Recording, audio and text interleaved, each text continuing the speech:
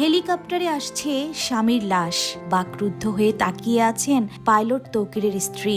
বিমান দুর্ঘটনায় স্বামীর নিথর দেহ সচক্ষে দেখে পাগল প্রায় এই নববধূ। অসময়ে স্বামীর চলে যাওয়াকে কোনোভাবেই মানতে পারছেন না পাইলট তৌকিরের স্ত্রী নিঝুম। প্রাণপ্রিয় স্বামীকে হারিয়ে কেঁদে কেঁদে বলছে, আল্লাহ গো, আমি বিধবা হয়ে গেলাম, ওই বাবু আমার এখন কি হইব। খুব বেশি দিন হয়নি নিঝুম তৌকিরের বিয়ে হয়েছে। পারিবারিক সূত্রে জানা যায় মাত্র 6 মাস আগেই বিয়ে করে সংসার সাজিয়েছিলেন তারা দুজন। তৌকিরের স্ত্রী আকসা হোসেন নিঝুম ব্র্যাক বিশ্ববিদ্যালয়ের লেকচারার। বিমান বিধ্বস্তের পরেও তৌকিরের মা, স্ত্রী সহ সবাই আশা করেছিলেন চিকিৎসার পর হয়তোবা সুস্থ হয়ে ফিরে আসবে বাড়িতে, কিন্তু এক বিমানে